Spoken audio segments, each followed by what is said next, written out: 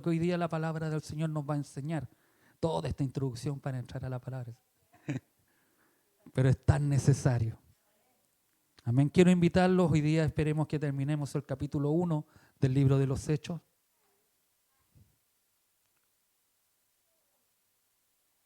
Para que después ya entremos de lleno al Espíritu Santo.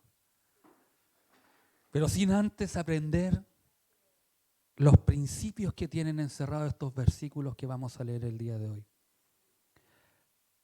Muchos saben que mi postura es que yo no creo en los apóstoles de este tiempo.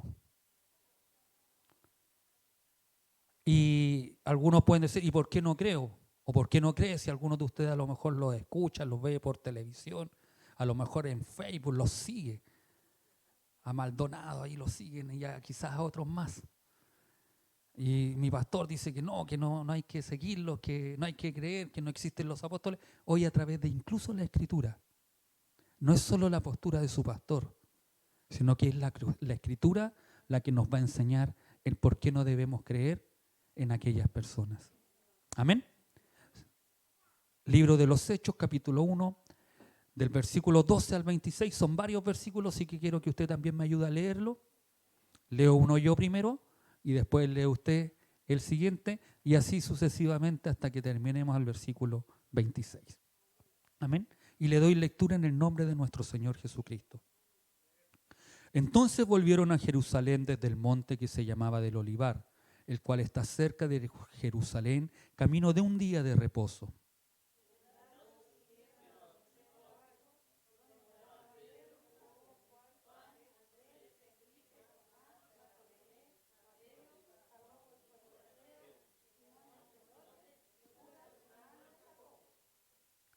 Todos estos perseveraban unánimes en oración y ruego, con las mujeres y con María, la madre de Jesús, y con sus hermanos.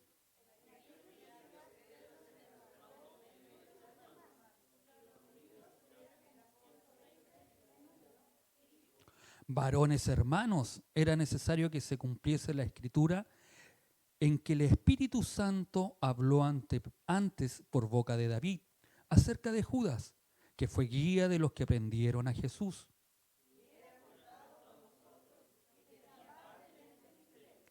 Este, pues, con el salario de su iniquidad, adquirió un campo y cayendo de cabeza, se reventó por la mitad y todas sus entrañas se derramaron.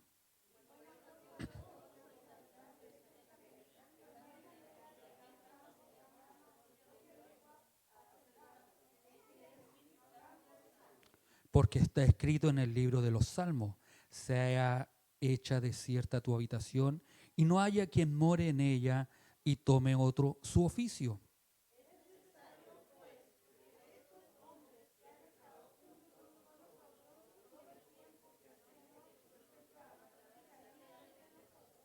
Comenzando desde el bautismo de Juan hasta el día en que de entre nosotros fue recibido arriba. Uno se ha hecho testigo con nosotros de su resurrección.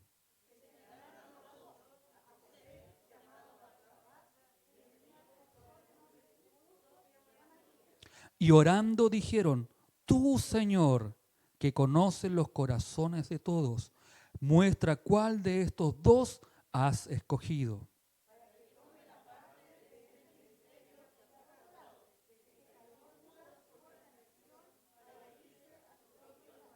Y les echaron suertes, y la suerte cayó sobre Matías, y fue contado con los 11 apóstoles. Amén. Tome su asiento. Un poco extensa la lectura, pero nos habla varias cosas. En estos versículos nos permiten dar una ojeada rápida al comienzo del movimiento cristiano.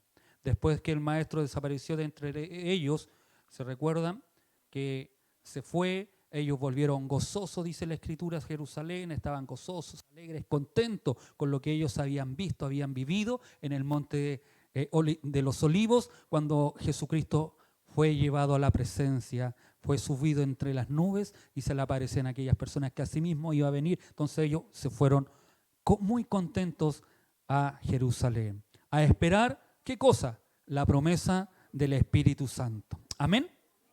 Para los judíos el sábado era el día de descanso en el que estaba prohibido hacer o realizar ningún trabajo se podía realizar. A lo más, la distancia que ellos podían recorrer era aproximadamente una de 200 codos, que eran unos 45 centímetros, multiplicado, cerca de 1,5 kilómetros aproximadamente ellos podían recorrer, que era de donde estaba una tribu, hacia el tabernáculo cuando se dieron esa orden. Entonces ellos cuando incluyeron esas leyes, el ser humano no podía hacer más que caminar un día de descanso.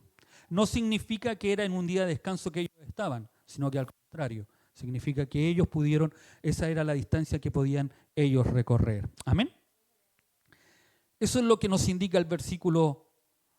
¿Y por qué Lucas da tanto detalle? No se olviden que él le está escribiendo a Teófilo. Por eso da los detalles, porque posiblemente Teófilo no sabía cuál era la distancia o lo que significaba un día de descanso. El verso 13 se encuentra aquí la lista de los 11 apóstoles, y es la única parte en el libro de los Hechos que se habla de los discípulos o de los 11, porque ya después la relación comienza a hablar solamente más de Pedro y después de el apóstol Pablo cuando ya aparece en escena. Y de ahí no se habla nunca más o se escribe nunca más de aquellos apóstoles.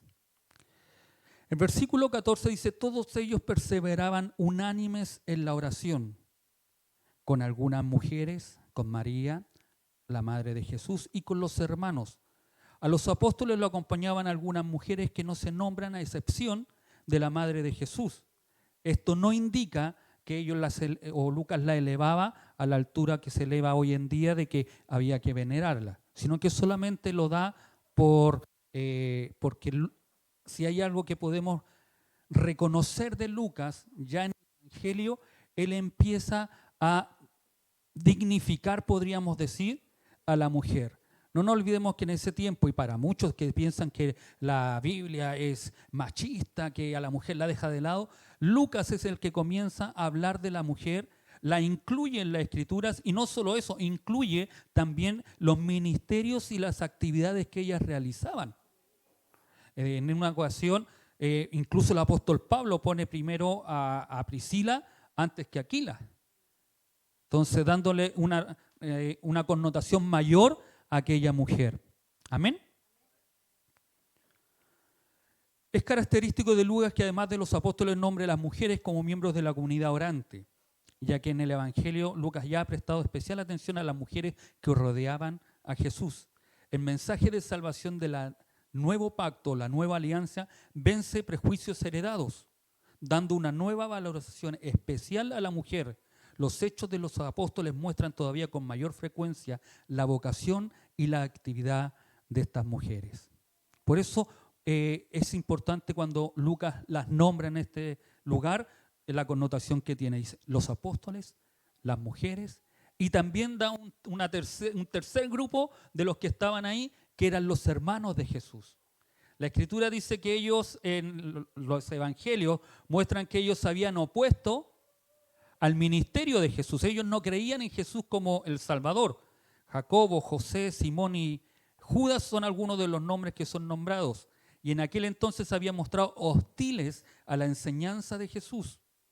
Pero se ve que posteriormente ellos han cambiado de actitud y fue la muerte de Jesús y su resurrección lo que les abrió los ojos y el corazón a aquellos hombres o a aquellos hermanos de Jesús.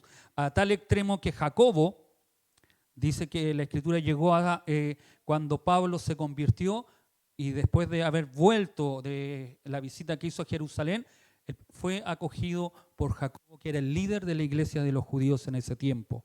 Y no solo eso, sino que también la tradición cuenta que los españoles le cambiaron el nombre a Santiago y es la epístola que nosotros tenemos hoy en día de Santiago. Amén. Entonces tuvo una connotación especial, es decir, y los hermanos de Jesús estaban ahí, los que no habían creído antes ya creían en Jesucristo. Amén. Se escucha bien, ¿cierto? A veces se va la señal. Porque me alejé. Pero si hay algo de las cosas que debemos rescatar en este versículo 14, esa es la condición que estaban. Dice la Escritura que ellos estaban perseverando, que es la palabra en griego es proscartero, que significa ser fuerte hacia, perseverar en, ser continuamente constante con una persona o con una cosa. Es decir, ellos estaban perseverando. No fue algo que hicieron un momento, no es algo que lo hicieron un día, 2 días y ya se cansaron y lo dejaron de hacer, como muchas de las cosas que nosotros hacemos. En cuanto nosotros hemos comenzado el año y hemos dicho, este año sí leo la Biblia. Llegamos hasta Génesis.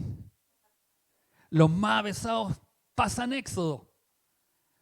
Y a lo mejor alguno va en Levítico y ya se empieza a aburrir y cansar.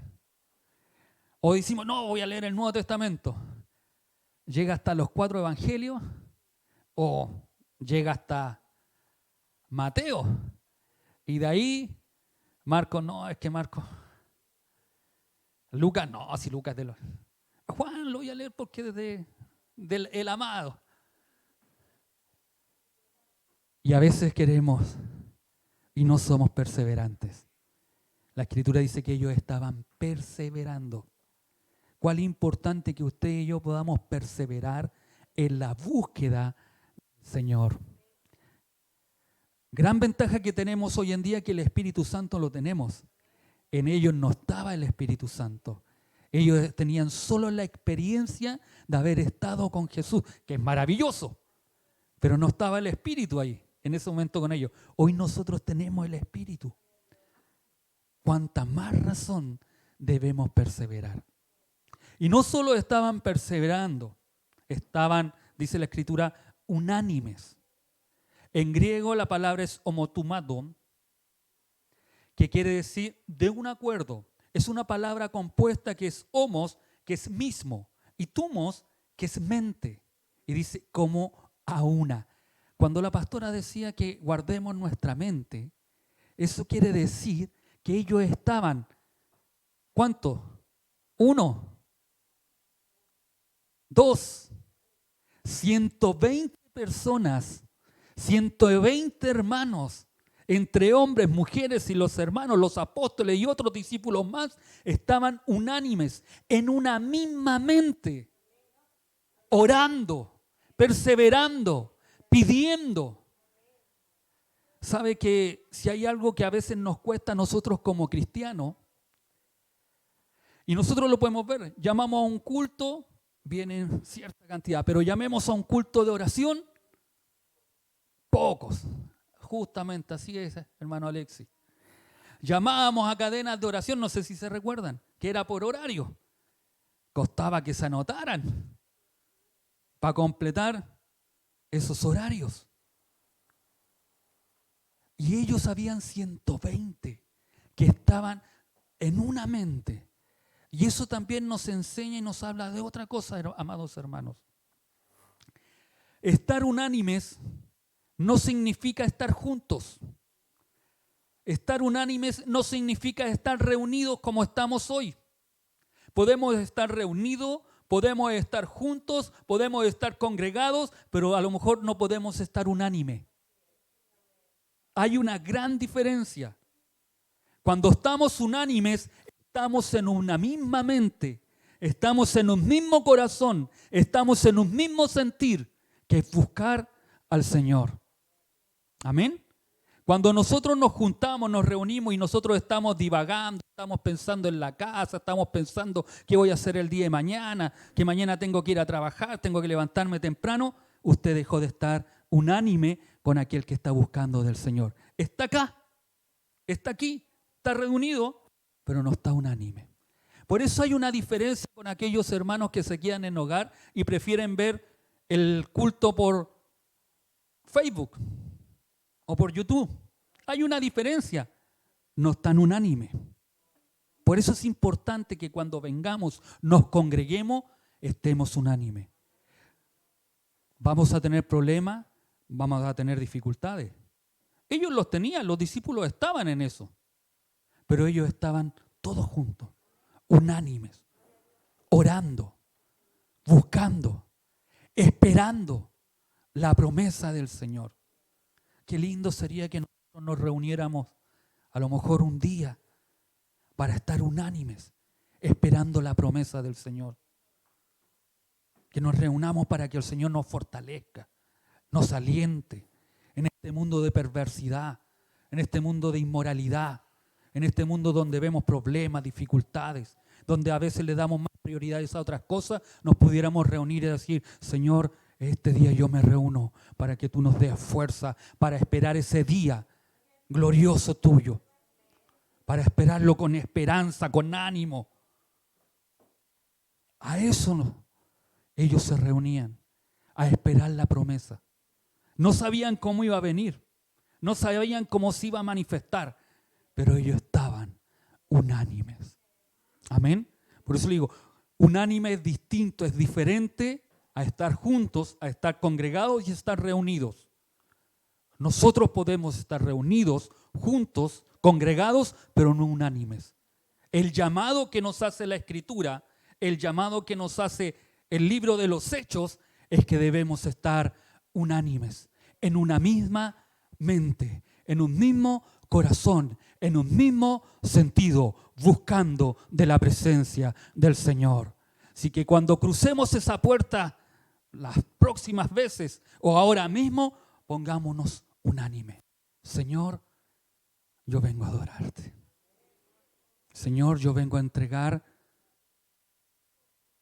mi ofrenda de gratitud a ti. Y no es una ofrenda en dinero, sino que es mi vida. Agradecerte lo que tú has hecho por mí. Que mis pensamientos, que mi mente no me aleje de poder congregarme con mi hermano, con mi hermana, de poder estar unánime con ella, adorándote a ti, sirviéndote a ti. Amén. Estar unánime o de acuerdo es un rasgo dominante en la iglesia primitiva. Se reunían en Jerusalén y se nos dice que estaban unidos y en armonía, unos con otros y con Dios. La unanimidad era espiritual y práctica, no solamente teológica, pues vemos que compartían sus vidas y sus posesiones. ¿Sabe lo más hermoso de esto? Que ellos también tenían diferencia. Ellos también pensaban distinto. Ellos también eran de otro equipo. Pero cuando iban a buscar del Señor, estaban unánimes. Decir, ¿yo puedo pensar diferente a la Camila? Sí, aunque la Camila es de la U. ¿Puedo pensar diferente al Jonah? Sí, ese es colocolino. Lo hemos querido convertir, pero... pero cuando nos reunimos aquí, nos podemos poner unánimes, con una misma mente de adorar a Dios. En el Nuevo Testamento se reunían, estudiaban juntos, compartían sus posesiones materiales, a menudo se reunían para orar, con lo cual ponían de manifiesto no solamente las buenas relaciones existentes entre ellos, sino también su total confianza en Dios. ¿Sabe que cuando nos reunimos sucede eso también? Porque podemos confiar en que Dios estará en nuestras vidas y Él suplirá, Él me ayudará, Él me guiará. Con Él estoy seguro. ¿No piensa usted de la misma manera? Ellos pensaban de esa forma, ellos decían, con Dios estamos seguros. Amén.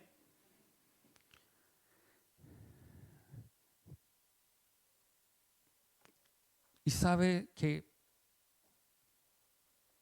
cuando uno ve que eran solo 120 para la comunidad judía que existía, que eran miles de personas que eran, ellos debían llevar un mensaje. Debían hablar del Cristo resucitado. Y ellos podían decir, pero somos tan pocos. No importa la cantidad que sea, mientras tú y yo llevemos ese mensaje a la empresa, donde estés trabajando, donde nos estemos desenvolviendo, llevar ese mensaje. Estos 120 no pensaron o no, y no es que no pensaron, sino que no se imaginaron lo que iba a producir ese servicio, esa búsqueda de Dios. Ellos nunca se habrán imaginado lo que sucedió, como nunca usted puede imaginarse lo que puede suceder con una persona que usted le predique la palabra y la lleve a Cristo. Porque ese puede llevar a otro, a otro, a otro, a otro. Y a lo mejor la hermana que me predicó nunca pensó que yo iba a ser o iba a llegar a ser el pastor de acá de una congregación en Calbuco. Pero la obediencia de una persona provoca cosas que están en las manos de Dios. Por eso usted nunca se menosprecie o diga que no sirve o déjele la pega a otro. Si Dios lo manda, hágala usted. Amén. Versículo 15 dice: en aquellos días se levantó Pedro en medio de los hermanos, era un grupo de personas en total como de 120, y dijo: hermanos, era preciso que se cumpliera la frase de la Escritura que el Espíritu Santo, por boca de David, predijo acerca de Judas, convertido en guía de los que prendieron a Jesús. Él pertenecía a nuestro grupo y le había correspondido su puesto en este ministerio. No nos olvidemos que ministerio, la palabra ministerio significa servir. Amén. Y servir a otros. No es el que lo aplauden, qué lindo. No. Cuando uno cumple su ministerio que el Señor lo mandó, es un ministerio a servir. Es la labor que el Señor le haya mandado a cada uno de poner. ¿Ya? Todos servimos, todos tenemos un ministerio, como todos tenemos un don. Y ese es para servir, al servicio del Señor. Amén. Unos allá, otros acá, pero todos servimos al Señor. Amén. Las primeras palabras que Pedro trata son de la traición de Judas, cuando se levanta en medio de la congregación de esos 120. Y lo hace con pesar a los sucesos que estaba sucediendo o lo que había sucedido en esta pequeña iglesia joven, que estaba recién iniciándose. En nuestro texto se intenta interpretar el suceso mediante la Escritura. Lo que quiere hacer Pedro es responder por qué tenían que buscar un nuevo apóstol o un nuevo sustituto. En las palabras de Pedro se patentizan la pregunta y la respuesta de la iglesia primitiva. Aquí tenemos un ejemplo de cómo esta iglesia se esfuerza por hacer evidente y comprensible la propia experiencia a la luz de la revelación del Antiguo Testamento. Jesús ya había dicho que tenía que cumplirse todo lo que está escrito acerca de él, que estaba en la ley de Moisés, en los profetas y en los salmos. Y en la narración sobre los discípulos de Emaús se dice, comenzando por Moisés y continuando por todos los profetas, les fue interpretado todos los pasajes de la Escritura referente al Maestro. Fue un proceso fundamental porque la iglesia empezó a ver y a comprender los sucesos salvíficos en Cristo, de acuerdo con la Sagrada Escritura.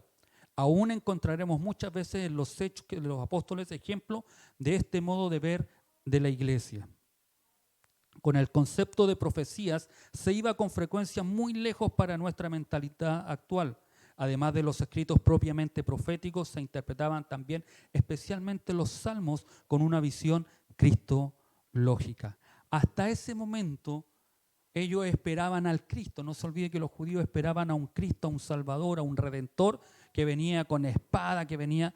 Y desde ese momento en que Cristo se reúne con ellos, los 40 días antes, empieza a mostrarle el reino de Dios y empieza a mostrar que las Escrituras hablaban de Él en el pasado. Esto lo vemos en nuestro discurso de Pedro porque las palabras de las Escrituras que se indican son dos pasajes de los Salmos que han sido yuxtapuestos y se han supuesto un vínculo entre ellos. David, a quien se atribuyen los Salmos por medio de él, habla del Espíritu Santo. Según la concepción teológica de aquel tiempo, las palabras de la Escritura son trasladadas desde el sentido literal a un plano superior y desde allí son conducidas de acuerdo con la intención del comentarista a un nuevo sentido. ¿Se entiende? ¿Sí? ¿Queda claro? No existía en ese tiempo la revelación que tenemos hoy en día. ¿Ya? nosotros vemos la Escritura, leemos la palabra. En ese tiempo existía solamente la Septuaginta, que era el escrito de los 70 que se había hecho por Alejandro, que había mandado a hacer que le escribieran la Escritura y se formó la Septuaginta. Era lo único que existía en los tiempos antiguos. Para los judíos existía solamente el Corán, no, el Corán es de los ismaelitas, existía solamente la Torá, existía el Misra y las leyes que ellos tomaban. Entonces no existía la Biblia como la tenemos hoy en día, como nosotros la leemos. No existía el canon bíblico, no existía el Nuevo Testamento, no existían los evangelios y no existía el libro de los Hechos. No existía nada de eso cuando ellos comenzaron a buscar del Señor. Entonces ellos tuvieron que empezar a entender de que el Antiguo Testamento hablaba de Cristo. Los salmos hablaban de Cristo.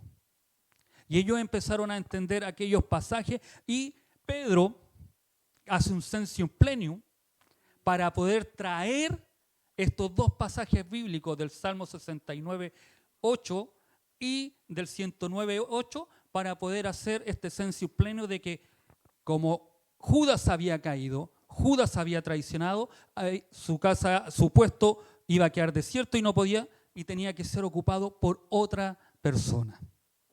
¿Amén? ¿Se entendió?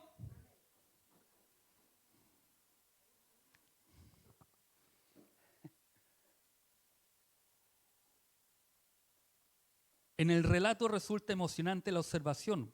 Él pertenecía a nuestro grupo, dice Pedro. Reconoce que él pertenecía al grupo de los 12 y le había correspondido su puesto en este ministerio. Judas pertenecía al grupo de los 12 discípulos. Y aquí se indica la elección incomparable, la unicidad de una vocación. El número 12 y su sentido salvador resplandece en esta frase y por lo tanto también, aunque no se diga expresamente, la urgencia de restablecerlo. Ellos tenían que restablecer ese puesto. ¿Por qué motivo? Para los judíos el número 12 era algo representativo para ellos. Eran 12 tribus. Juan habla de los 12 pilares. Jesucristo incluso habla de que ellos se iban a sentar en 12 tronos y iban a juzgar a las 12 tribus de Israel. Eso lo dijo Jesucristo, entonces que sus apóstoles, sus discípulos iban a realizar este trabajo. Pero habían 11 nada más. Y Judas Iscariote no se arrepintió. Él tuvo remordimiento. Él se suicidó. Él no era para perdición, dice la Escritura, entonces no podía resucitar en el día en que el Señor venga para ponerlo ahí sobre los 12 tronos. Por eso yo decía, es necesario levantar uno más. Que alguien de los que estuvo con nosotros, está con nosotros, ocupe el lugar de Judas. Por ese motivo, ellos tenían esa convicción de que había que escoger a uno. Y si se dan cuenta, después que escogen a ese uno, usted no va a encontrar en ninguna parte más de la Escritura que apenas que fueron muriendo los apóstoles, fueron levantándose otros, o ellos dicen, murió Pedro, escojamos a otro. Murió Tomás, murió Felipe, murió Santiago, escojamos a otro porque no, hasta ahí llegan los 12. Matías no se escucha nunca más, pero tiene la bendición de que se va a sentar en esos tronos que Jesucristo les había hablado. Amén. Por eso vamos a ver que, por eso dice, bueno, ¿no hubieron más elecciones de apóstoles? No hubieron más. Y me pueden decir, ¿y Pablo qué pasa con él? Ese lo escogió Dios. Mismo Cristo se le apareció, pero para predicarle a los gentiles. No para juzgar al pueblo de Israel, sino que a los gentiles. No es que se hayan equivocado o se hayan adelantado. Él apareció para otra cosa. Amén. Entonces, por eso, ¿y después qué hubieron? Ancianos, padres de la iglesia, pastores, obispos, y hasta ahí llegamos. Entonces, que alguien diga que yo es querubín, y ahora se ponen. cargo hasta por si acaso, solo buscan la honra a veces del hombre. Porque si vemos lo que hicieron los apóstoles, wow, cada uno de nosotros está lejos. Cada uno de nosotros está lejos. El otro día el hermano Juanito hizo una predicación de lo que sufrió, lo que es realmente navegar, naufragar, lo que sufrió Pablo, no sé si se recuerdan de aquella, y todo lo que él sufrió, y a veces nosotros, porque nos duele una uña, ya no queremos más, porque me miraron feo, o no me tomaron en cuenta, o no me consideraron, ya no queremos seguir este evangelio. Wow, que nos falta aprender de estos hombres. Amén. Versículo 18. Pero adquirió un campo con el precio de la traición y habiendo caído de cabeza reventó y se le salieron todas las entrañas. La cosa fue tan notoria para todos los habitantes de Jerusalén que se le llamó aquella finca, aquella tierra, en su propia lengua Aceldama, que quiere decir campo de sangre. Para muchos dicen, no, aquí se contradice la escritura porque Mateo dice que se cayó de cabeza. No, Mateo dice que se colgó. La tradición cuenta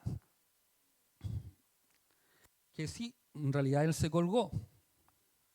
Pero cuando él se colgó, dicen que la tradición, dice que la rama se cayó, se cortó, y él cayó de cabeza a una altura suficientemente elevada, y al caer también se reventó. Por eso Lucas da esta explicación.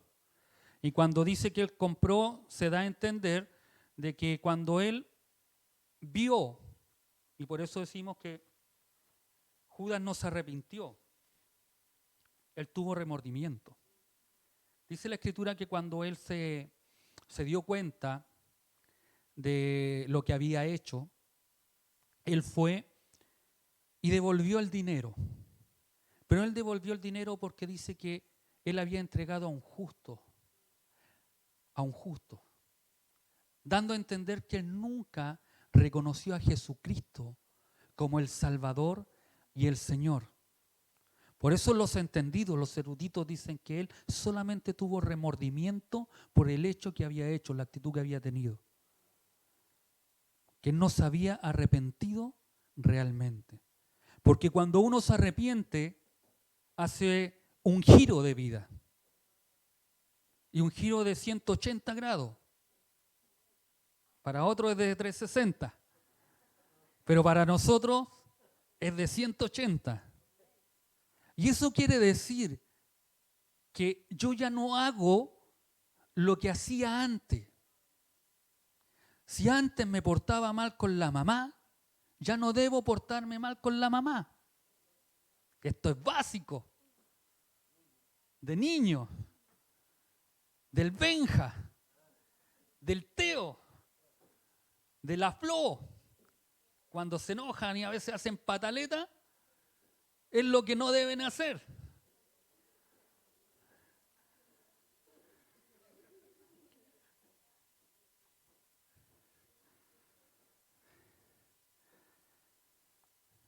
Pero cuando tenemos remordimiento, ¿qué es lo único que hacemos? Perdóname, pero después seguimos teniendo la misma mala actitud. ¿Cuántas veces nosotros hemos actuado de esa forma? Solamente hemos actuado con remordimiento y no realmente con arrepentimiento. La Escritura nos llama a arrepentirnos. Judas no se arrepintió. Entonces, los fariseos que le habían pagado tomaron aquellas 30 monedas de plata, que eran las monedas de un esclavo. En eso había vendido a su maestro. En eso había vendido al Salvador del mundo. En unas simples 30 monedas de plata, que era el precio que se pagaba por un esclavo. Entonces ellos tomaron aquellas monedas y compraron aquel campo donde él se ahorcó finalmente. Y lo ahorcaban porque tenía la condición de que ellos también compraban campos para enterrar a personas que no tenían nombre o NN o no tenían dónde morirse. Y ahí las iban a dejar. Para eso fue comprado.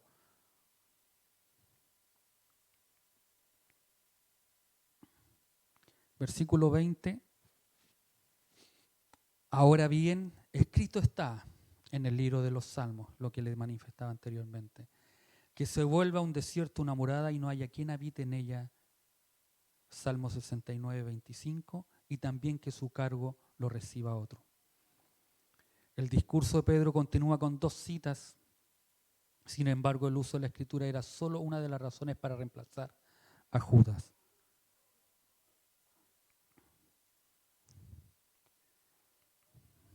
Versículo 21. Conviene pues que de entre los hombres que nos han acompañado todo el tiempo en que anduvo el Señor Jesús entre nosotros, a partir del bautismo de Juan hasta el día en que nos fue arrebatado, uno de estos se ha constituido con nosotros testigos de su resurrección. La comunidad estaba convencida de la necesidad del nombramiento de un nuevo apóstol. El grupo de los 12 de nuevo tenía que estar completo. La cita del Salmo debe fortalecer este convencimiento. Son significativas las condiciones que se exigen al que hay que elegir. Lo primero que debemos notar es el método para elegir al que había de ocupar el lugar de Judas en el número de los apóstoles. No se extrañará que se echara suerte. Más de alguno a lo mejor puede pensar, bueno, ¿y cómo se echó suerte si nosotros decimos que la suerte no es buena? Después vamos a analizarlo por qué. Pero entre los judíos era lo más natural porque así era como se elegían los cargos y turnos en el templo. Lo corriente era escribir los nombres de los candidatos en piedrecitas, poner esta en una vasija que se sacudía hasta que salía una de ellas. El nombre que figuraba en esa piedrecita era el que ellos o era el que Dios había elegido. Pero lo significativo es que este pasaje nos presenta 2 verdades importantes. Antes de echar suerte, antes de que ellos pusieran el nombre de estos 2 discípulos, ellos hicieron algo, o Pedro dijo algo que era muy importante. La primera, que la misión de un apóstol que era ser testigo de la resurrección de Jesús. El distintivo de un cristiano no es saber cosas acerca de Jesús, sino conocer a Jesús. Amén. Nuestra misión, su misión como hijo de Dios, como hija de Dios, no es saber cosas de Jesús, es conocer bien a Jesús. Amén. El error más fundamental que se puede cometer con Jesús es considerarle como alguien que vivió y murió y cuya vida estudiamos y cuya historia leemos. Pero Jesús no es el personaje de un libro, sino una presencia viva.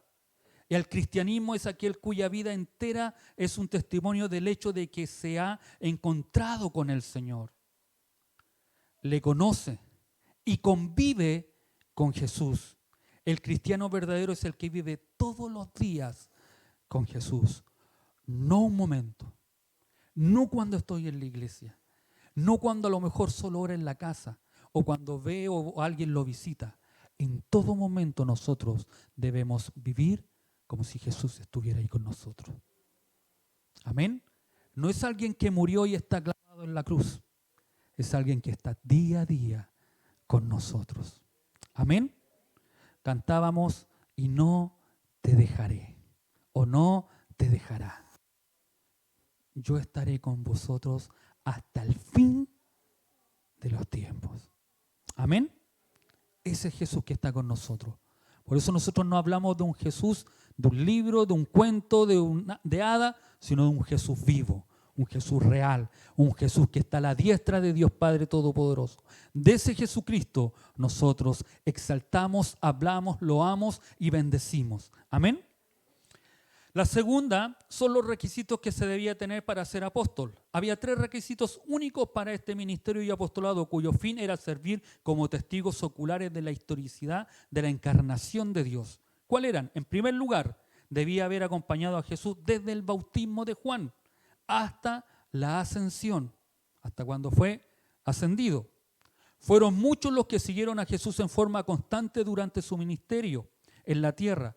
Los 12 apóstoles formaron parte de su círculo íntimo, pero otros tuvieron igual nivel de amor y entrega. La Escritura no habla de que había 72, por eso no es raro de conocer que acá hayan 120 que estaban buscando.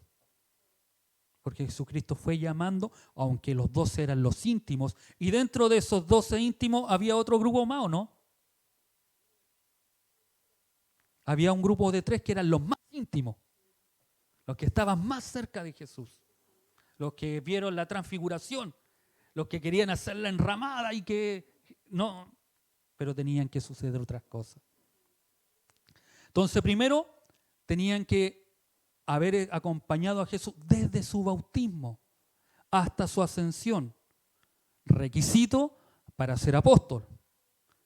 Pregunta, hoy en día, ¿habrá alguno de ellos vivo?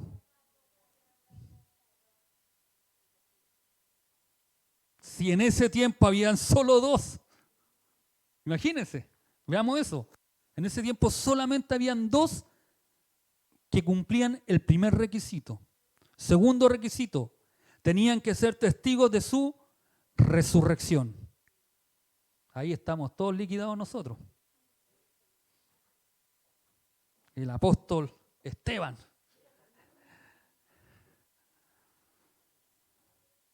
Pero no estuvo desde que bautizaron. No, pero es que lo leo en la Escritura. No, tenían que estar ahí. Tenía que ser testigo de su resurrección. Y tercer lugar, ser nombrado personalmente por el Señor mismo. 3 requisitos para poder ser apóstol. Solo 2 hombres en ese tiempo, que estaba recién naciendo la iglesia, que no llevaba más de 50, no se dice en qué día. Sabemos que el Pentecostés fue a los 50 días, 10 días después de que ascendió Jesucristo. Y dentro de esos 10 días hubo esta reunión donde escogieron a Matías, porque fue antes de la llegada del Espíritu Santo. Entonces, en ese tiempo solo habían 2 hombres que cumplían esa labor. Por eso, estos son los requisitos para poder ser apóstol, para ocupar uno de esos lugares de los 12 tronos. ¿Amén? Por eso cuando a usted le pregunte, no, usted no cree, no, porque la Escritura me dice que así debe ser. Ahora, si usted no quiere creer a lo que la Escritura debe ser, pasamos a ser un Judas. Lo vamos a ver. Y presentaron a 2, José de apellido Barsabás, por sobrenombre Justo. Pareciera bien que podía haber, buen nombre tenía. Y Matías, no busqué el significado de Matías. Si alguien lo busca, después me lo puede dar. Y puesto en oración dijeron, tú, Señor, mire lo importante, lo que ellos hicieron, en lo que ellos confiaban. Ellos oraron y dijeron, tú, Señor, conocedor de los corazones de todos, indícanos a quién de estos 2 has elegido. Por eso dicen que Jesucristo escogió a Matías, porque ellos creían en lo que hicieron. Usted dice, pero creían en la suerte, pastor. Esperen un momento.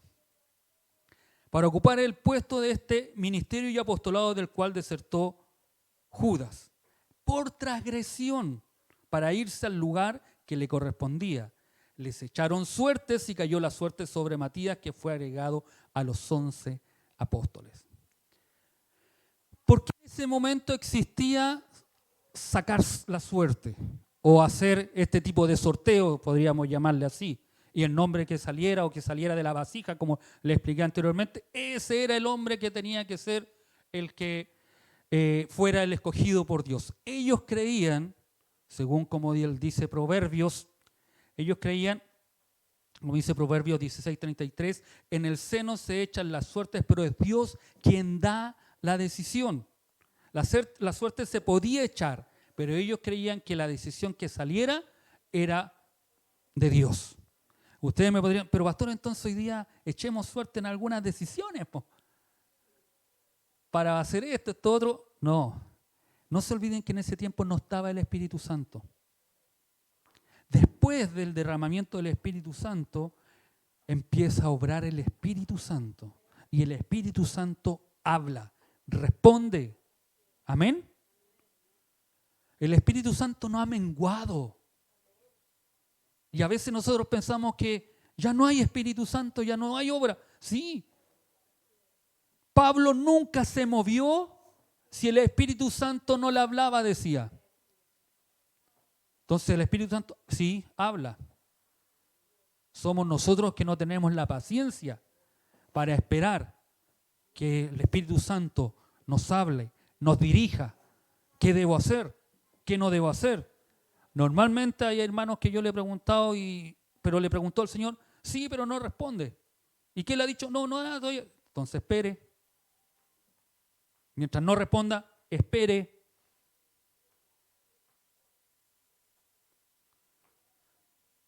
Desde ese tiempo en que el Espíritu Santo se derramó, nunca la Escritura más habla de que los apóstoles o los discípulos para realizar algo echaran suerte. Desde ese momento dicen que el Espíritu Santo les hablaba, los movía, los dirigía. Les decía, como dice Pablo, el Espíritu no me permitió ir a visitarle. Yo quería, pero el Espíritu Santo me decía que no.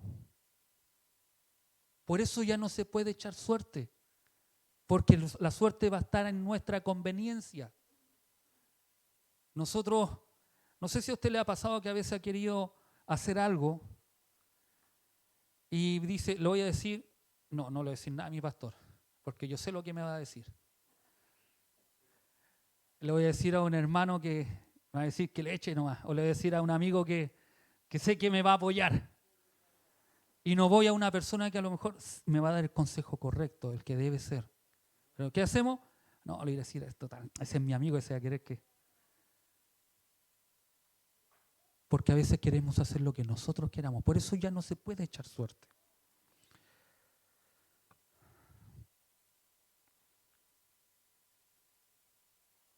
Le dije que muchas veces nosotros actuamos como Judas a veces. Aunque muchos de ustedes me dicen, no, pero pastor, usted me está diciendo que yo soy traicionero. No, la palabra o la transgresión que hizo Judas en griego es parabaino, que quiere decir hacerse indigno de confianza, alejarse, ponerse a un lado, sobrepasarse. Significa violación, rebelión, aberración, apostasía, desobediencia, desviación de una dirección original y verdadera para marcharse por su propio camino. Judas abandonó su posición de servicio como uno de los 12 discípulos. Cuando usted y yo desobedecemos, cuando usted y yo queremos andar por nuestro propio camino, estamos transgrediendo. Estamos haciéndonos como un Judas, traicionando. Unos podríamos decir, si yo hubiera estado ahí, hubiese sido uno de los 12, yo nunca hubiera traicionado a Jesús. No sé si usted ha pensado así. Yo decía, yo nunca, si yo no hubiera, ni siquiera hubiera gritado que lo crucifiquen. A lo mejor lo hubiera ido a sacar. Le hubiera llevado yo la cruz. Y los más espirituales me hubiera puesto yo en el lugar de él. Algunos piensan de esa forma o pensamos de esa forma, pero a veces con cosas tan sencillas, en nuestro actuar, en nuestro andar, traicionamos a nuestro maestro. Cuando nos preocupamos más de otras cosas, cuando dejamos, y no voy a decir de venir a la iglesia, sino que cuando dejamos en nuestro propio hogar el hecho de bendecir, agradecer a Dios, el comportarnos como nosotros queremos en nuestro hogar y no como un hijo de Dios, ya estamos traicionando a Dios. Por eso es tan importante que nosotros salgamos de aquí convencidos que nosotros no somos cristianos por estar sentados escuchando a un pastor latero. Nosotros somos cristianos porque amamos a Jesús, porque queremos hacer la voluntad de Él, no solo en la iglesia, sino en mi casa, en mi hogar. Las casadas con su esposo, llevarlo cada vez más a Cristo. Sí, pero es que mi esposo me trata mal. Ámelo. Ore por él. Interceda por él.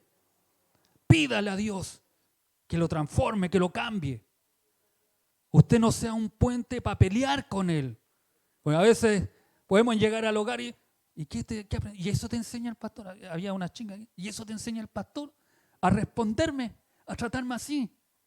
No pelee con él. Entrégueselo al Señor. Sé que eso es más delicado. Reina, no pelees conmigo. Entrégame al Señor y sé lo que eso significa. David decía, prefiero.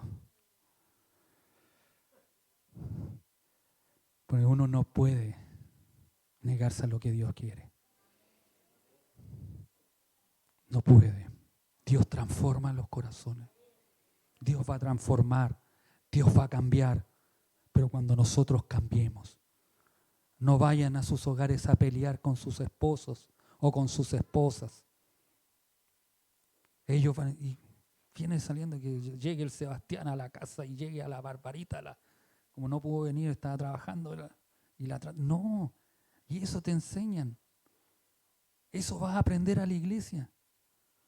Si eso vas a aprender, prefiero no ir donde ese pastor. Debemos aprender, salir convencidos que debemos cambiar nuestras conductas.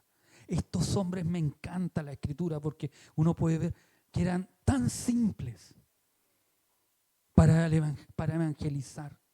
Tan simples, ellos no se debatían teológicamente, ellos no veían el significado en griego como yo se los presento, nada. Ellos hablaban de Jesucristo y de este resucitado. Y decían que las personas debían arrepentirse. Amén. El uso de suertes para tomar una decisión de esta importancia se extraña para nosotros, pero hay dos cosas importantes que deben recordarse. Primera, que esto ocurrió antes del don del Espíritu Santo, y segunda, que para estos judíos parecía apoyar tal forma de someterse en una oración el proceso de la decisión de la voluntad de Dios. Y esto era importante, porque ellos cuando sacaban suerte los judíos y decían, esta es la voluntad de Dios, esto es lo que Dios quiere que yo haga. Para que nosotros podamos, siempre nosotros debemos hacer y poder tener una base bíblica para poder realizar algo. Si nosotros le vamos a preguntar que Dios se manifieste al hacer algo, tanto como iglesia, como persona, emprender en algún trabajo, si debo no dejar el trabajo, no debo dejar el trabajo, que a veces hasta eso se complican los hermanos. ¿Dejo este trabajo o no dejo este trabajo? Pregúntele al Señor, pero que tenga una razón bíblica. ¿Para qué quieres dejar el trabajo? ¿Para qué quieres dejar la bendición que Dios te puso, que Dios te dio? Porque si Dios abrió una puerta es porque Dios quiere que tú estés ahí. ¿Y por qué quieres dejarlo? ¿Te vas a ir a otro trabajo donde te traten mejor como cristiano? ¿Buscas tu conveniencia? ¿O buscas realmente hacer la voluntad de Dios en ese lugar? ¿Estás dando un buen aroma en ese trabajo? ¿O estás dando un mal testimonio de Cristo? ¿Cómo te consideran tus compañeros de trabajo? ¿Como el gruñón? ¿Como el polvorita, el chispita? ¿Que a la primera revientas? ¿O te consideran como una persona amable, apacible, conciliadora? Mire las cosas que debemos tener. Manso, que tiene templanza, que tiene dominio propio. Yo ahí a veces, cuando Alexis está en la caja, ya tiene que tener a veces un dominio propio, pero porque a veces las personas que van a comprar, hasta uno a veces se molesta y si Alexis no tiene dominio propio y las trata mal y se enoja. Y no solo Alexis, todos. Yo el otro día le hice una broma a la pastora y casi me pega. Menos mal que estaba con lumbago, por eso no pudo moverse.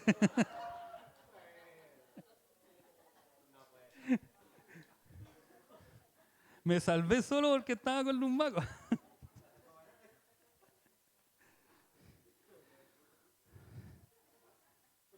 Pero era porque ella, yo le decía que me había portado mal y había reclamado en el curso. No reclamé, sí. Era una broma. ¿Sí? Y ella dijo, yo te conozco, tienes que reclamar. Reina. Y después le dije, no, si no hice nada, no dije nada. No, si yo te conozco. Porque a veces uno reclama y se excede en la forma en que reclama. Y eso debemos cambiar.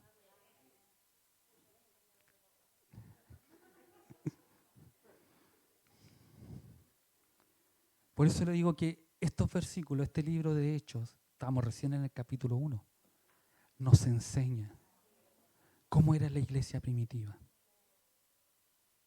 Ellos confiaban plenamente en que Dios los iba a ayudar. Pregunta, amada iglesia, ¿tú confías en que Dios te va a ayudar? ¿Confías en que Dios te puede ayudar en aquel problema, en aquella prueba, en aquella dificultad? ¿Estamos seguros, confiados? ¿Estamos perseverando? ¿Estamos unánimes? ¿O solamente estamos juntos? Solamente nos reunimos porque es día domingo. Y en la casa, como no me soportan, me mandan a la iglesia.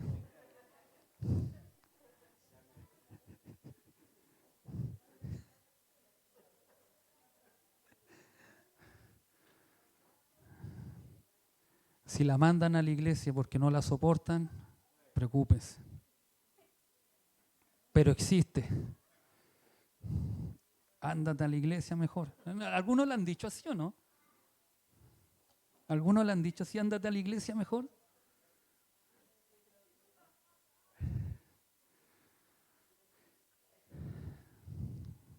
La iglesia no es un lugar para que vengamos a escondernos. La iglesia es un lugar para que vengamos a aprender, a capacitarnos, a adorar, a ponernos unánime con el Señor. Amén. Póngase de pie, vamos a orar al Señor.